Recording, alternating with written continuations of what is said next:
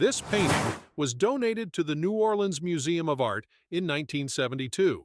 For the next 32 years, it was kept in storage, far from the prying eyes of visitors. Painted in a fairly traditional manner, it is a portrait of a family and their favorite slave. But which one is the slave? The mystery of this painting begins with the number of characters it is supposed to have portrayed, and as to who the servant is, well, you need to look closely to find him. Before we begin, if you enjoy our content, don't forget to subscribe. When the painting arrived at the museum, its condition left much to be desired. The subjects of the painting could not be identified, and it was unsigned, so no one knew who the artist was. The artwork, thus, fell into neglect. Museums cannot exhibit every painting that they have, and this was no different. There was nothing particularly eye-catching about the work, at least on the surface, so they kept it in the basement. Museum staff are really professional hoarders when you think about it. Take away the sophistication and its institutionalized stockpiling. All hoarders have the occasional impulse to clean the place up. For the museum, that moment arrived in 2004 when they decided to sell it. They auctioned it off, and an antique collector bought it. He noticed the smudged outline of a fourth figure and decided to restore the painting. The restoration blew off the hinges, metaphorically speaking, obviously. The painting held a ton of secrets, but what were they? Restoration can be a long and arduous process, and it's hard to expect what the final result would look like. It often takes months of labor to get the work close to its intended results. Now, before you think we're making too big of a deal of this, here's an example to persuade you. See these Maya structures and their friezes? They were originally brimming with color. Red, green, blue, all sorts. Imagine how Mayan cities would have looked in their heyday. Certainly quite different from what their remains look like today. Similarly, the Roman statues that you see in Italy were not originally white, they were colored. The wear and tear, however, has shed that color off of them. So what was the point of this lengthy digression? Well, when this painting was restored to its original condition, the collector ended up with this. Did that just blow your mind or what? But who was this child? Why was he painted over? And who are the other three children? The questions carried a certain mystique and pizzazz, and the mystery attracted interest from various people. One of these people was a collector and historian named Jeremy K. Simeon.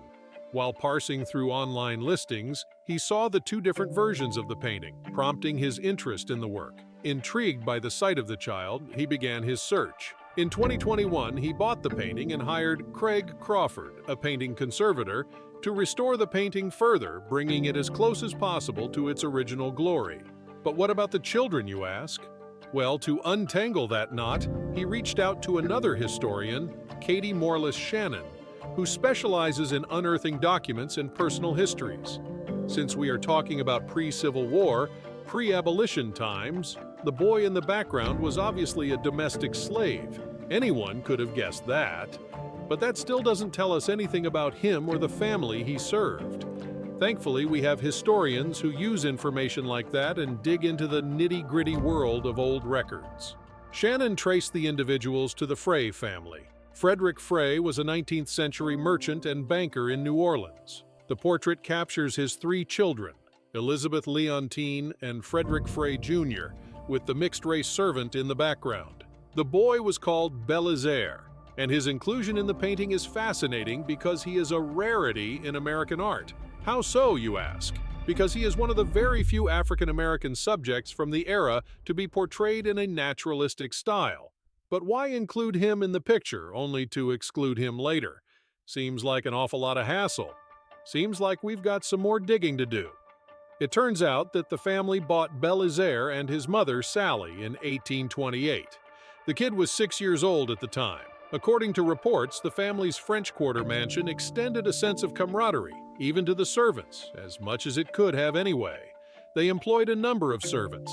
The boy that we see in the painting accompanied his master on different voyages, so it's easy to assume that the family trusted him. In fact, he was trusted so much that he was appointed the children's caretaker.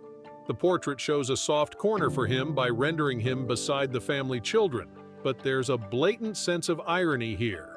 Unintentional, one would think. Of the four subjects on the screen, only one could be sold at any time. If family stories from descendants are to be believed, Bélizaire was the family's favorite slave. It would make sense then that they wanted to keep him. When Frederick Frey's assets were being auctioned off to pay his debts to his creditors, his wife, Coralie Daunoy-Favre, purchased the boy and his mother. Through this ploy, the family retained their house cook and domestic servant. The image that we see here was commissioned by Frederick Frey and his wife Coralie in 1837. The recipient of the commission was disputed for a long time, but the consensus points to this man, Jacques Guillaume Lucien Amans. Remember, this is all speculation, so take it with a grain of salt. It could easily have been painted by someone else, but now that we've hitched our wagon to him, let's talk about him briefly. Jacques Amans was a French neoclassical portrait artist whose work had been exhibited at the Paris Salon, and he painted the portrait of the 7th U.S. President Andrew Jackson. And that's pretty much it for the painter. Let's get back to the story. At the time of the painting, Bélizaire was around 15 years of age, while the children standing in front of him were much younger. However, in a twist of fate, within the next few years, he was the only survivor of the group. By the end of 1837, the year of the portrait, Elizabeth and Leontine had passed away. Frederick Frey Jr. followed suit shortly afterward. It wasn't long until the children's father passed away as well. The economic crisis of 1837, commonly known as the Bank War, destroyed the Frey family's fortune. Things were tougher than usual, and so Coralie sold Bélizaire on Christmas Eve 1856 to Les Ambecniel, a sugar planter who brought him to the Evergreen plantation. Once there, the now-grown man had no choice but to slave for the next few years, being a cook and providing domestic help. He labored in the Evergreen plantation until the beginning of the Civil War in 1861. Where he went from there, no one knows. The painting was passed down the Frey family generations. With Bélizaire now out of the family, someone in the family had the painting retouched, taking out the slaves standing beside the children. The reason? It's anybody's guess, but given the era and the location of the story, racism is a fairly good guess. And it's not just a hunch either. According to Craig Crawford, the cover-up happened around the turn of the century. This was a time of great racial divide in the United States, as enforced racial segregation due to Jim Crow laws was ever present. Coming back to the painting, Simeon contacted the Metropolitan Museum, where people were enthralled by the exciting story behind the piece. The museum acquired it for its permanent collection with a statement reading, "One of the rarest and most fully documented American portraits of a black individual depicted with the family of his white enslaver."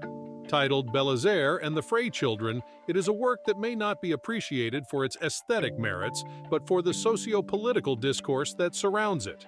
If you liked our content, don't forget to like this video and subscribe to the channel. What do you think happened to the slave? Did he live the rest of his life as a free man? Let us know in the comments, and feel free to request any specific piece of art for future videos. That's it for now. Take care, we'll see you in the next one.